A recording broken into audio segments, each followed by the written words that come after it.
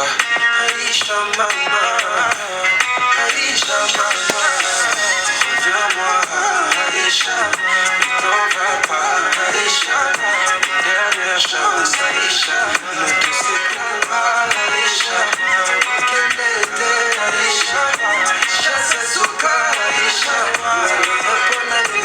Aïcha, souka Aïcha,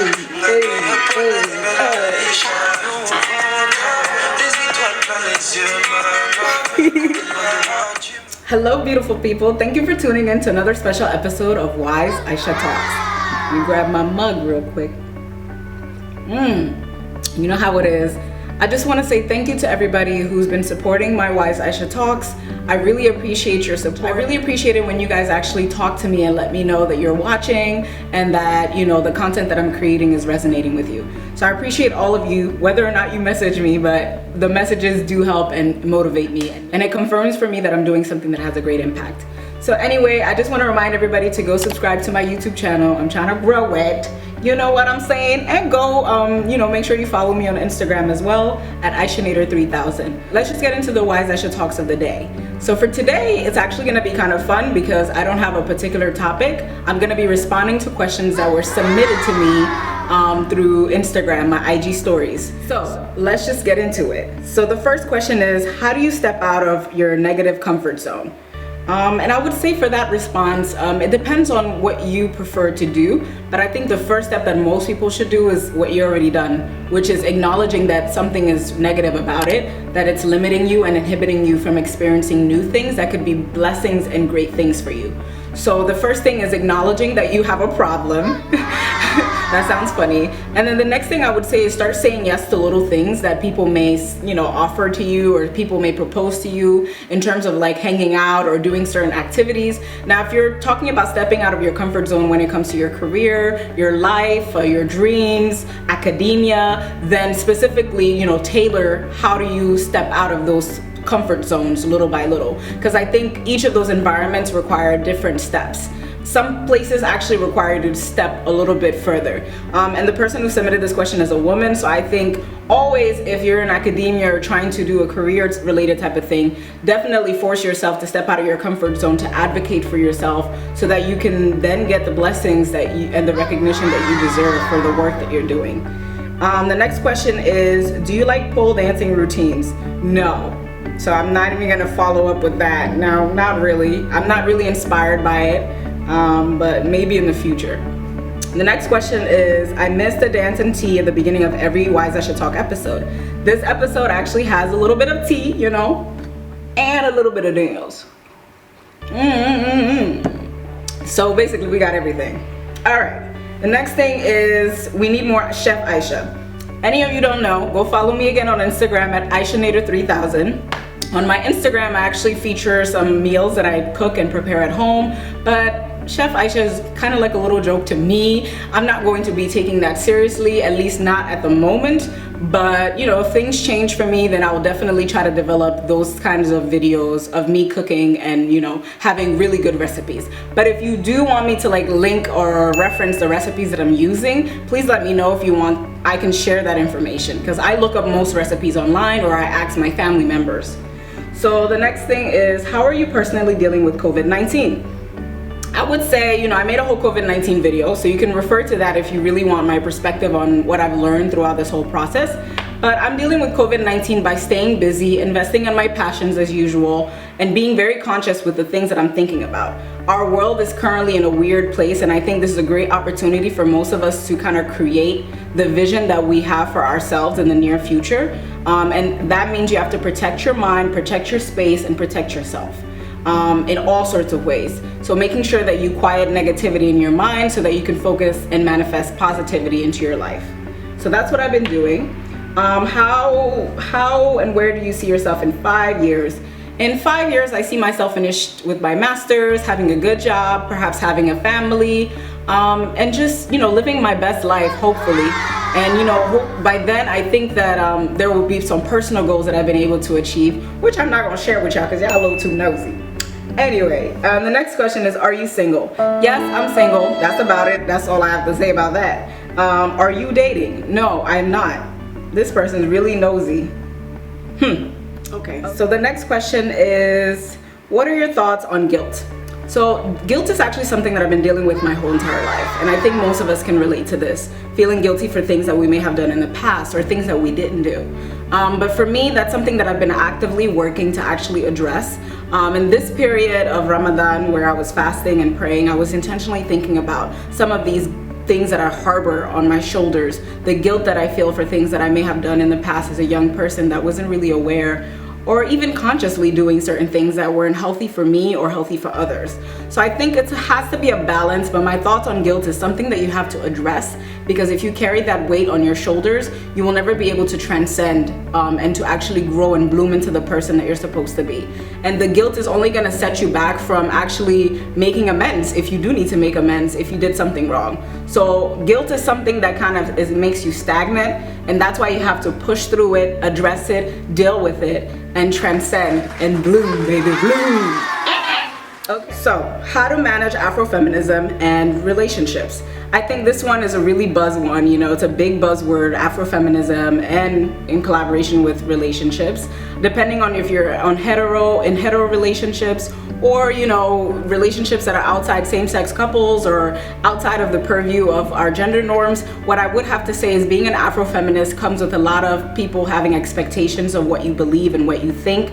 So I think the best thing to do is how to manage this is to make sure that, you know, whoever you're engaging with in a relationship really is paying attention to who you are and not using the title of Afrofeminist to define who you are. Because within feminism, there's different levels and descriptions, and people disagree within the field.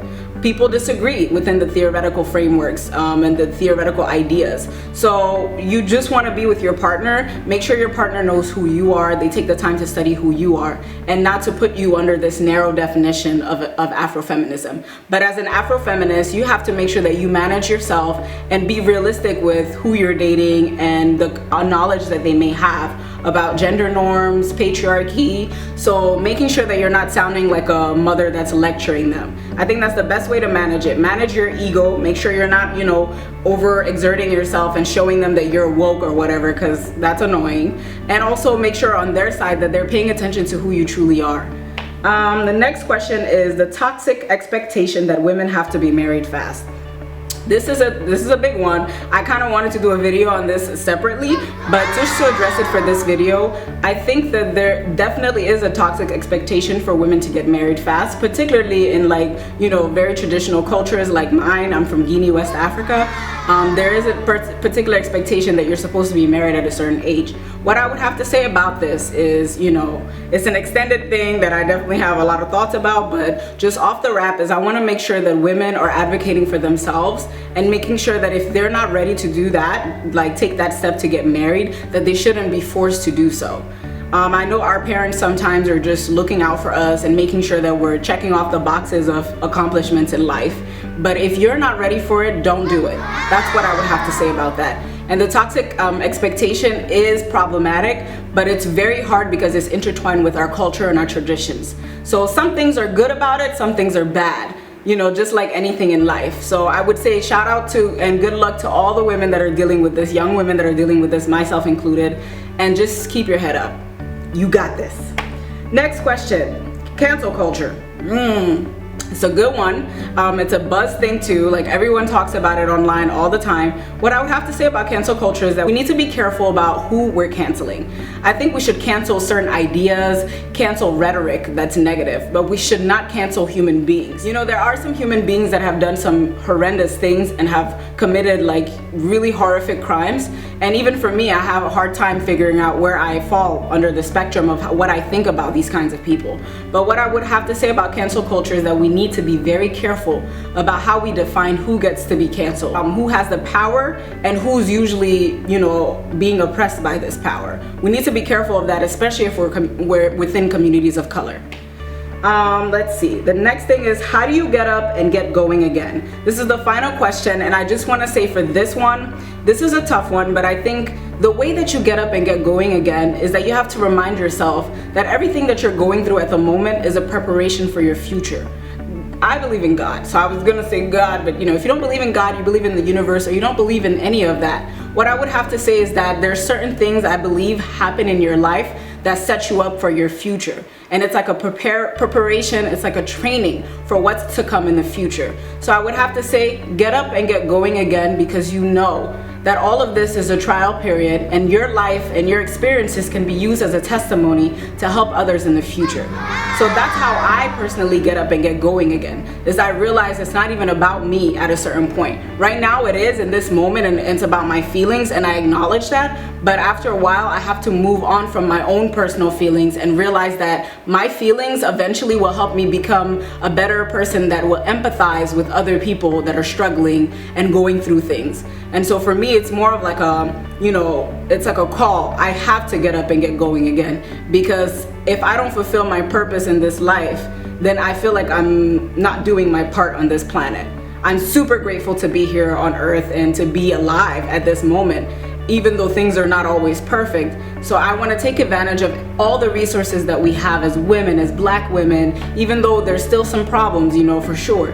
But I want to take advantage of all the resources that I have, all of the access that I have, all of the love and light that I have, to spread it and to share it and to improve the quality of life of many people in the world. So that's what I would have to say to you. Get up and get going again, in the best way you know how.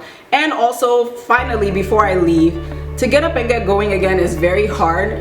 Sometimes we have this rhetoric that we need to be always fighting and stuff. I think in the beginning stages of getting up and getting ready to go, you need to slow down and actually sit back and address what's going on internally with yourself. Maybe seek out help with a counselor. If you don't believe in that, maybe a friend or a family-like member that you feel like you could really trust. Find someone that you feel like you could trust and speak to about what you're feeling and what you're going through, because you need to acknowledge and address your state of being to be able to move forward and to be able to find ways to heal from it. And then when you heal from it, then you can go on and share that testimony and help others around you. So you see, I feel like all of these things come together like that. I just want to say thank you to everybody who watched this WiseAïchaTalks episode. I really appreciate all of the support again. Please go subscribe to my YouTube channel. Go follow me on Instagram at AïchaNader3000. On YouTube, you can just find me as WiseAïchaTalks. I appreciate you all. Goodbye!